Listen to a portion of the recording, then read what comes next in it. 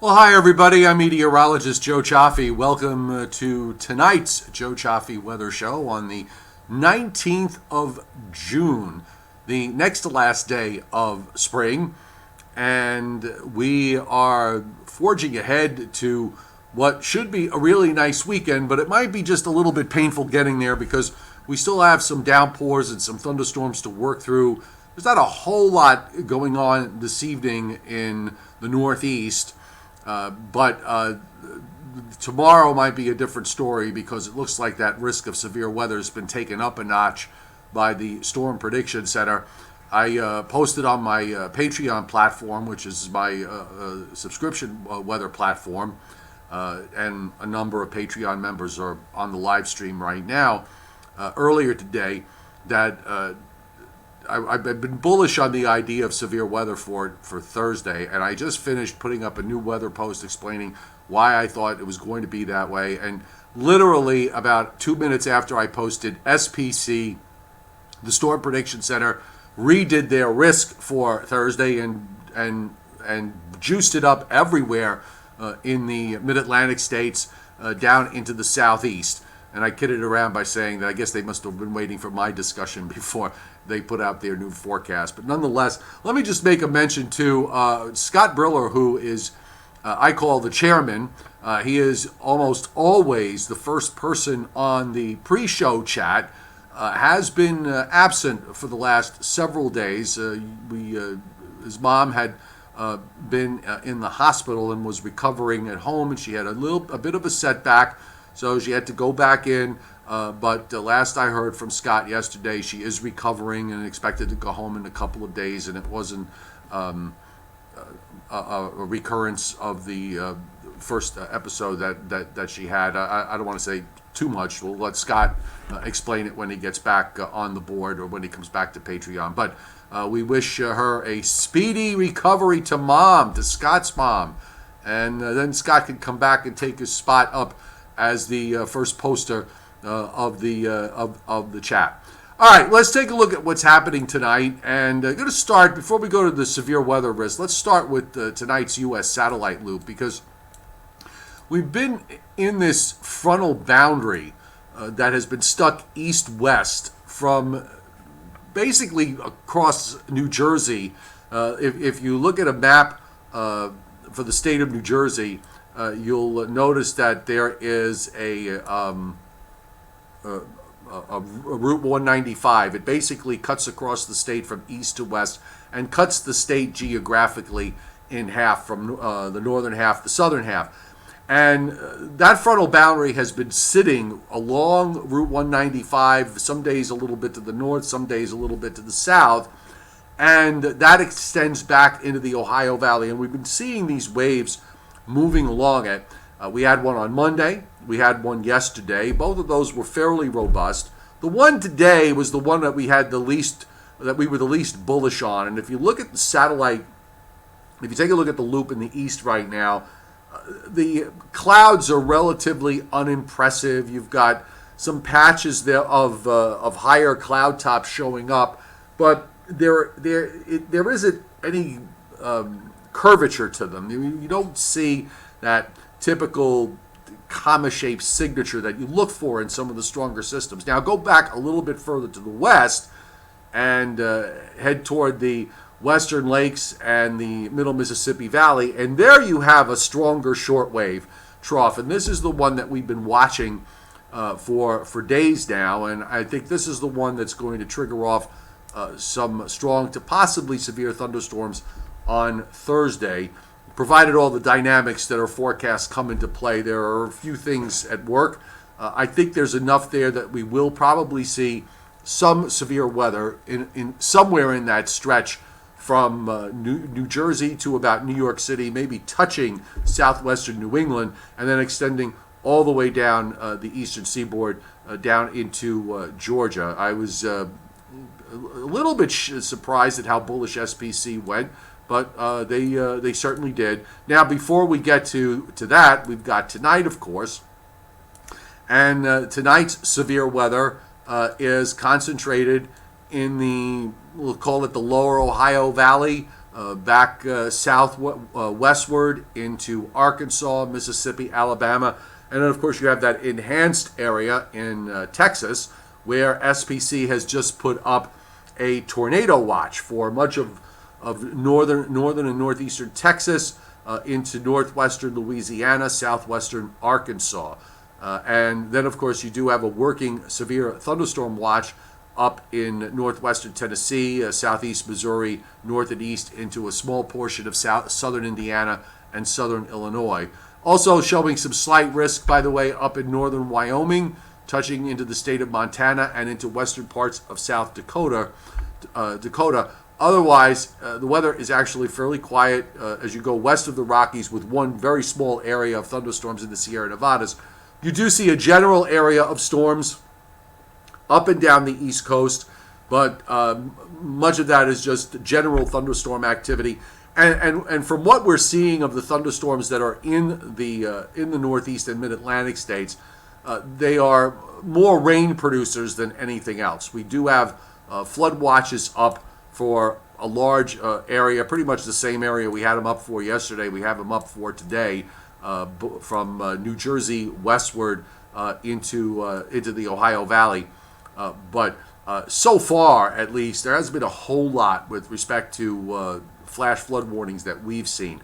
Now, here's the 7-day rainfall forecast, and we are seeing several inches being forecast for the Ohio Valley, back through the middle Mississippi Valley, and then sort of arming down into the southern plains.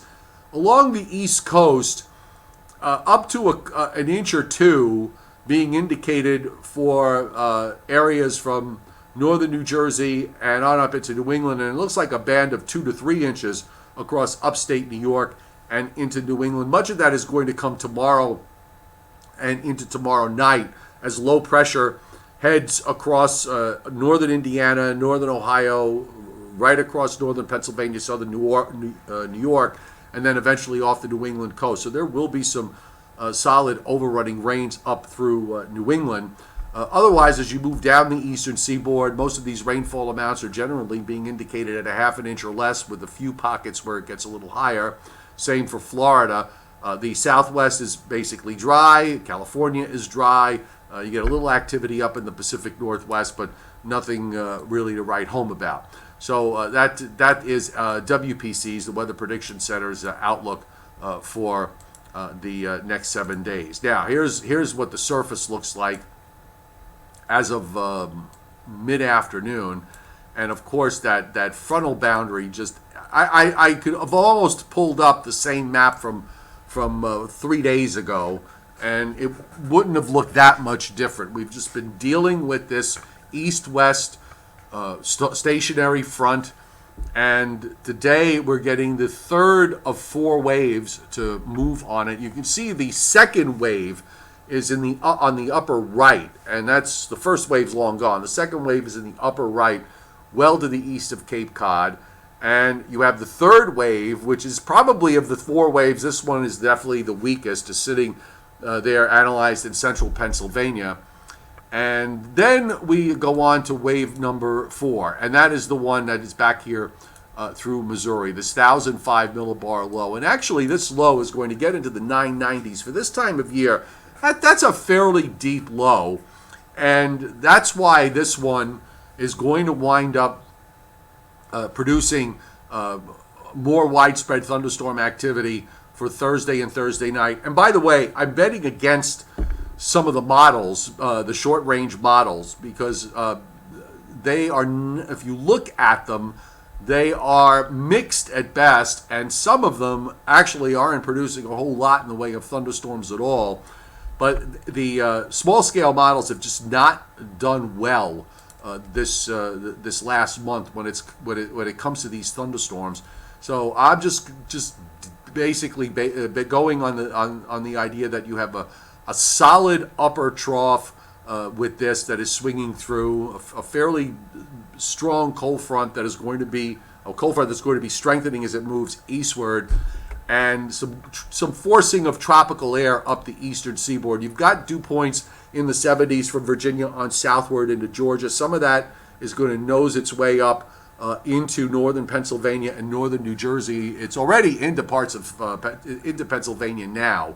We're going to push it a little bit further to the north on Thursday. And the warm front might actually move its way up into, at least into southern New England. So I'm wondering whether SPC may have to kind of nudge the severe weather risk area for Thursday a little bit further to the north than what it is at the moment. And this is what it is from its forecast from late this afternoon. And it has definitely been juiced up from what they had earlier today, which was basically a small area of slight risk in Pennsylvania into Maryland and Delaware, and then another small area of slight risk in parts of the southeast. But they've just kind of made it this one large area of slight risk from Georgia into eastern Alabama, going northeastward through all of South Carolina, all of North Carolina, most of Virginia, almost all of Maryland, all of Delaware. Well, it's not Delaware being a small state. Most of the time it is all of Delaware. A good chunk of Pennsylvania and much of New Jersey. And you can see the marginal risk there touching New York City, western Long Island, running up the Hudson Valley to about Albany. So we might wind up seeing this get nosed a bit further to the northeast. And also seeing, by the way, for tomorrow, a small area of slight risk and a larger area of marginal risk up in the Central Plains. Remember, we're going to be seeing a trough eventually set up again in the Rockies, so there probably will be some activity thunderstorm-wise in the plains as we go through the weekend. Now, the radar this evening, and this is as of 6:11 Eastern Time, and always remember, if you're watching this on a replay, go to weather.gov to get your latest radars and any watches and warnings that might be up for your area. To go to your local National Weather Service forecast office. Again, accessing that by going to weather.gov. Now, you see tonight's thunderstorms across Pennsylvania. They're clustered sub-areas. They're just scattered around. When you go to eastern PA and over New Jersey, you got a few light downpours over southern New England and over Long Island. It's maybe a bit more widespread in central and western PA, but none of this that we've seen so far, we really haven't seen any severe thunderstorm warnings out of this. So primarily these are going to be heavy rain producers, and we will also see this activity die down to some degree as we past sunset. Meanwhile, this is the upper air trough that is producing a much more impressive area of heavy rains and thunderstorms from eastern Iowa across northern Illinois and then arcing back through central Indiana. Looks like some good storms rolling, good solid thunderstorm activity right now rolling through north and south of Indianapolis. And also in southwestern Indiana, southern Illinois, seeing some strong storms. Haven't seen the development yet in the enhanced area that's forecast for northeast Texas into northwest Louisiana and southwestern Arkansas. That will probably come later this evening and tonight. And in the meantime, we've got some heavier rains going on in northern Florida, some heavier thunderstorms there moving out offshore, and then some other cells inland going south, and some strong cells, looks like some north and west of Miami, Fort Lauderdale to about Palm Beach, and those are moving to the east. In the west, California, the southwest, all pretty quiet, a little bit of action here up in the northern Rockies and in parts of Washington State, but that really is about it from the standpoint of what's on the radar. So let's look at where we're going. I put up the European the Europeans temperature map here, the temperature anomalies, and we're back now to Sunday, where we have below average temperatures up in New England and eastern Canada, and you can see the above average temperatures from Virginia southward. Now the frontal boundary lies right in the middle of all of that. And for Thursday, this will be the one day, because the warm front is going to try to push as far north as it can. So we're seeing a larger area of above average temperatures. Now I should clarify, I am looking here at the 5,000 foot level. it may not necessarily translate completely at the surface. So let me go to the surface chart of temperature anomalies. I think that's I wanted to use the European, but just to be fair. But here's the look for temperatures for above and below average. And you can see at the surface level, you have this fairly large area of below average temperatures Thursday across the Great Lakes and into the Ohio Valley. Now, this is behind the cold front, and that is going to start moving into the Northeast later Friday and for Saturday. It's got some very pleasant air here setting up for the eastern part of for the Northeast and down into the Mid Atlantic states, and you have below average temperatures into North Carolina. So this push is actually going to make it reasonably far south. You also have that big below average temperature regime setting up in the plains and in the Rockies, and this is because of the deep trough that is coming into the west. That's, you have sizable anomalies here on Saturday in Utah and Colorado and into northern Arizona and Nevada. You're talking about temperatures running 10 to 15 degrees below average. That's a pretty large departure for the latter part of June. And then as we move into Sunday, we're still seeing near or slightly below average temperatures in the east and much below average temperatures in the plains and Rockies. And in between that, above average starts to move into the Great Lakes and the Ohio Valley. So there's your ridge, your upper high that is going to be building in the east. It is not going to be the strongest of ridges.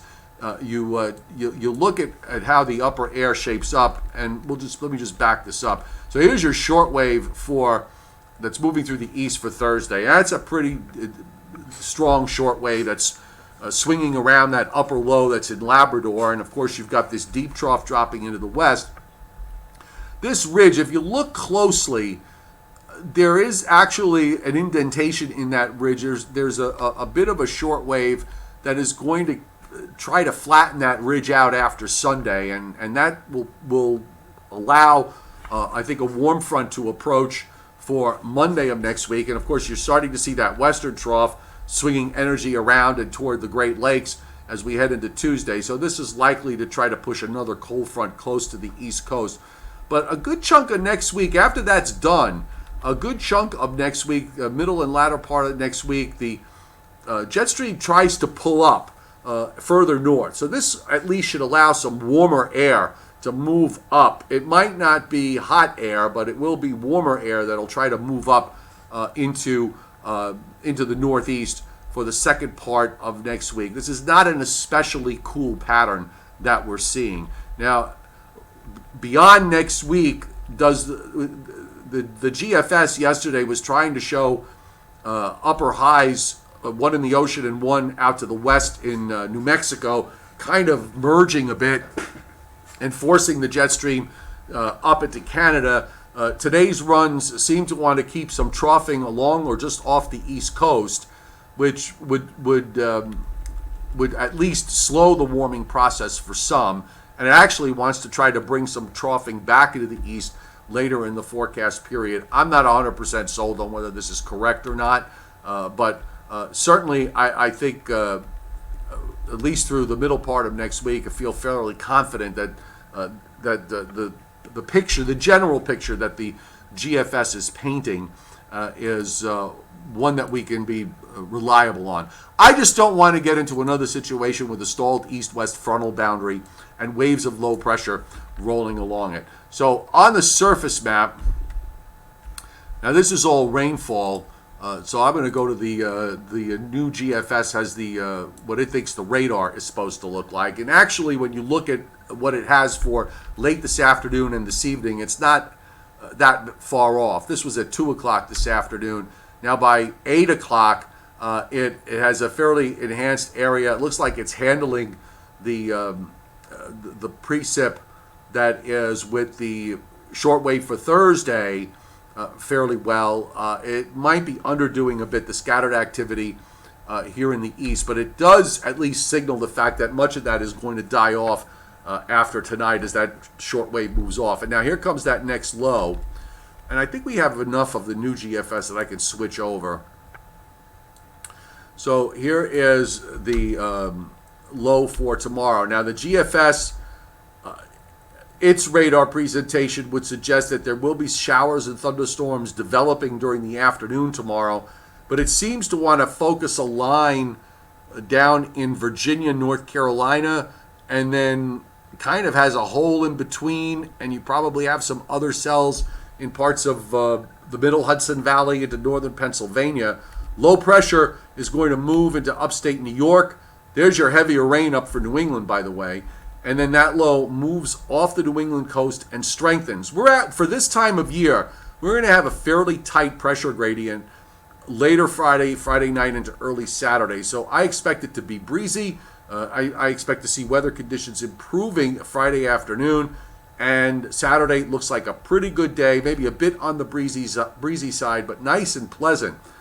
In the meantime, we've got some action coming into the northern Rockies. You've got the next plains low there, the 95 low in New Mexico that's going to be going up into the plains. So this will put in for some severe weather threats. And actually SPC does have the threat for severe weather in parts of the plains in its longer range outlook. But as far as I see for the east, after Sunday, maybe we got a warm front that tries to get through here on Monday and somewhat succeeds. Tuesday and Wednesday, maybe late Tuesday, early Wednesday, a weak cold front approaches. But everything does keep moving, and I think that really is the most important takeaway from this, that everything does keep moving along. As I said, I don't want to get into another situation with a stalled frontal boundary in my neck of the woods. This will be 4 days this week that were just not really good days. Now I'm going to jump to the HRRR model because I want to show you what's going on with respect to this warm front that I'm talking about. And for tomorrow. Okay, so starting tomorrow morning, of course, you can follow I think you should be able to see this okay, but there is a 70, this is at 8 in the morning, that's a 75-degree isotherm in southern New Jersey and through Maryland and Delaware and into Virginia. As we go through the day, that 80 and 85-degree isotherm punch up fairly far north into New Jersey. This is at 4 o'clock in the afternoon, and if you got 80 to about New York City, you've got 75 up to about Poughkeepsie, Kingston, 85 or better in southwestern New Jersey, southern Pennsylvania, southeastern and south central Pennsylvania, through much of Maryland. I wouldn't be shocked if there's enough daytime heating that we could see a couple of spots there get up close to 90. So certainly, this warm front, this frontal boundary, which all this week hasn't really moved all that much, looks like it wants to at least punch its way up toward the southern parts of the Hudson Valley and maybe southwestern Connecticut. So we'll have to keep an eye on this tomorrow. If we wind up breaking out into sunshine, that could accelerate the daytime heating in some places and add to the fuel for thunderstorms. And you'll notice, by the way, that the cooler temperatures, you've got 60s and 50s here back up through the Great Lakes, the northern lakes. So this is a fairly cool shot that's going to be coming in behind this cold front after it goes by. The push is solid. The trough in the upper atmosphere also fairly solid. I actually haven't given. I want to give it a look here. Let's see if we can. I'll pull up the 500 millibar. You see all these jet streaks, and also you see the curvature here on the tighter northeast view. That is a fairly decent looking shortwave that is swinging through Thursday evening and then moving out for Friday morning. So again, I'm bullish on the idea that there's going to be some strong to severe thunderstorms. It's not going to necessarily be solid coverage up and down the East Coast in the risk area, but somebody in that risk area is going to see activity on Thursday. I want to take a look at the tropics. There's still nothing going on from the standpoint of anything threatening to become a tropical depression, let alone a tropical storm in the East Pacific. It's still very, very quiet. We are now 19 days into June. We still don't even have a tropical depression on the table in this area. And looking out further to the west, there's a little bit of activity starting to gel up a bit along its intertropical convergence zone, but this stuff is pretty far to the south here. Hawaii's up near 20 north. I mean, we're talking down south of 10 degrees north where we're seeing activity. I just don't see anything here that even looks like it's trying to get any kind of rotation going. So the Pacific tropics will remain quiet until further notice. You can also actually see just north of this, these clouds are blowing up to the northeast. So there's pretty strong shear out there.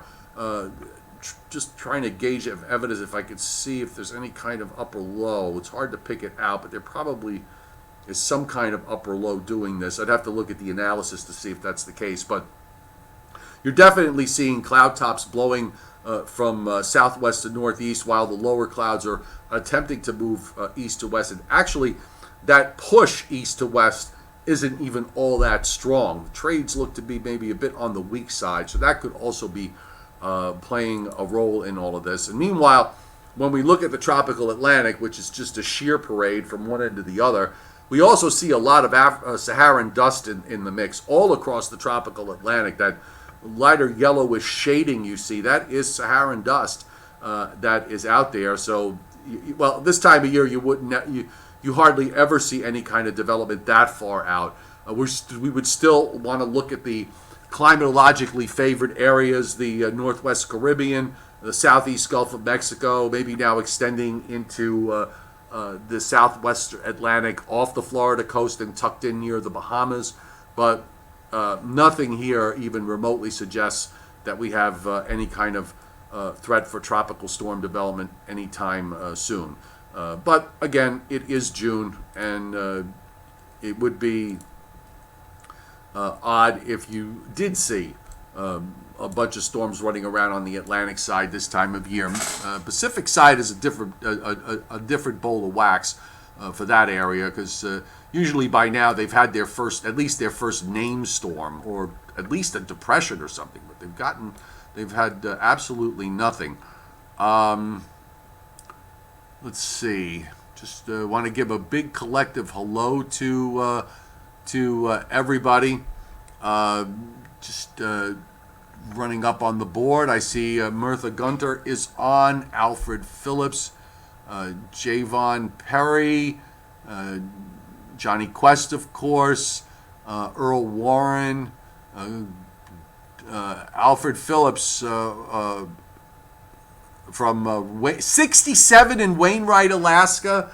I say that with not so much with surprise, but the irony that it's 67 at my house in Islip and didn't get out of the 60s for today because of the fact that I've had an east wind, and that's kept temperatures down quite a bit. And you're at 67. That is just astounding. Sorry, I have to just I have to send a message out. Hang on one second. All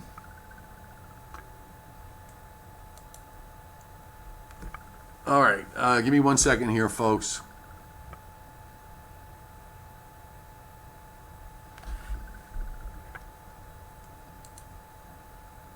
All right, sorry about the delay. I'm just I'm just taking care. I'm just checking on some local weather here to make sure that I'm not missing out on a flash flood warning or a severe thunderstorm. Hang on 1 second. Oh, actually, I do have. Is that in one of my counties? I do have a flash flood warning up that is now up for Camden, Burlington counties, Buck counties, and down to central Philadelphia County in southeastern Pennsylvania. There's been a cell that's been sitting there for quite a while. But that is That's it, at least from what I'm seeing so far. Robert Brown's got a dew point of 77. That's just plain yuck. Okay, with a capital Y. Izzy D wants a birthday present. When's your birthday? Wants a birthday present. Would like to see some good storms. When you say good storms, you mean strong storms. Some people might say there's nothing good about storms. I got in trouble for that years ago for using the word good when I meant to say intense. But I understand what you're getting at. Moving along, unlike numerous showers and murky all day like we've been seeing. 22. Well, good for you. Congratulations tomorrow. Happy birthday, Izzy D. Norm Roberts, thanks for hitting Super Chat tonight. Really appreciate it. Here we go. I just saw what happens in the atmosphere to cause tornadoes to turn clockwise when most turn counterclockwise. Well, in the northern hemisphere, tornadoes do turn counterclockwise, but there are instances where they twist around and do some weird things. I'm not 100% sure why that is, but the direction, I'm just reading here, just in terms of percentage. I'm pulling up from a website called wonderopolis.org, saying that only 5% of the tornadoes in the northern hemisphere rotate clockwise or anticyclonically, and in the southern hemisphere, most tornadoes rotate clockwise. But there are instances in the northern hemisphere where they rotate clockwise. I don't know off the top of my head why that is. I'll have to do a little bit of research. This site suggests that tornadoes tend to be water spouts. Tornadoes that turn anticyclonically tend to be water spouts, non-supercell land tornadoes, or anticyclonic whirls around the rim of a supercell's mesocyclone. Whoa! So in other words, like if you have a supercell, with a large tornado and maybe another one nearby, that the other one nearby rotates in the opposite direction. I got to run this by my colleague Joe Rayo. In some extremely rare cases, meteorologists have documented cases of both cyclonic and anticyclonic tornadoes at the same time under the same thunderstorm. Now now I understand, because now they start to get into the Coriolis force, and the force produced essentially by the rotation of the Earth, which is why, for example, tropical storms tend to deflect. Instead of moving straight west to east, they start to deflect and gain latitude, and the further north they go, the Coriolis tends to turn them more northerly and northeasterly. This will work the same for tornadoes if you have two cyclones too close together. I'm going to just put this link up for you, Johnny, so you could go dig a little more. But here it is. Izzy D, thanks for hitting Super Chat tonight. Happy birthday. Hey, I got this wonderful recipe. We were talking about this the other night for a butter pecan layer cake. It's a 16-slice layer cake that's only 9 inches across, but each slice has nearly 900 calories in it. It's on the website. If you go to tasteofhome.com and just go in there and search. I put in butter pecan or butter pecan layer cake. I think Joe Rayo's wife said she's going to actually make it for me. When I read the recipe, I think there's about between the frosting and what's inside the cake, I think there's over 3 pounds of butter in it, which is astounding. Marco Zucconi, usually splitting storms are the reason why a mesocyclone rotates in an anticyclonic way. There you go. Thanks for adding that. Appreciate it greatly. By the way, anytime you guys just chime in, I don't know the answer to every question off the top of my head. Ryan Ford's graduating tomorrow in Pompton Lakes. Congratulations at 6:30. Out or inside? Well, look, you're in the severe risk zone. Now, the question is, Are thunderstorms going to form over you, or are you going to be in that hole like the NAM has? The HRRR earlier today had a slightly more robust look and looked a little more threatening with more widespread activity. The risk's going to be there. I couldn't answer the question definitely, unless yes or no if you're going to be out or in. But congratulations to you, Ryan. Norm Roberts, thanks for hitting Super Chat. Joe Mayano, thanks for hitting Super Chat last night. I really appreciate that greatly. And thank you for the nice Father's Day wishes. Anthony Orr, our resident statistician, along with Scott Briller, who, as I said earlier, he's taking care of his mom who had a bit of a setback. So we wish her well and a speedy recovery. Colorado State University, Anthony points out, 0 named storms in the East North Pacific. NHC forecasts no named storms next 5 days. Only twice in the satellite era has the first storm occurred in the Pacific after June 21st. So no question that we are seeing a very late start to the hurricane season on the Pacific side. I can remember one year on the Atlantic side going to the end of August before we got the first A storm. This is going back quite a ways. I think maybe it was sometime in the 70s. I'll have to go back specifically to find the year. But I think we went to August 28th before we got to the A storm, and it was a subnormal El Nino year, as I recall. All right, got to go, folks. Got to wrap it up. Thanks for being here tonight. Really appreciate it greatly, as always. You make this show fun to do. Now, tomorrow in the morning, don't forget, we've got weather in 5 days in 5 minutes. This way you get a quick jump start on what to expect, and we'll take a look, of course, at the severe weather risk for Thursday. That's tomorrow morning on weather in 5. I usually upload that. I pre-record that. I don't live stream it. I pre-record that and put it up on YouTube. Usually between 8 and 9 Eastern time. And of course, it also goes on my app, and it's also on Facebook. So you've got different places where you can find it. Maybe we'll do a Joe and Joe weather show tonight. We'll see how we both feel come 9:20 Eastern time. No guarantees from the management. And then, of course, back tomorrow night at our usual time for our Thursday live stream, severe weather permitting, because if there's severe weather going on, it might cut things short for me, or I'll have to adjust the live stream time. Have a great night, everybody. We'll see you tomorrow.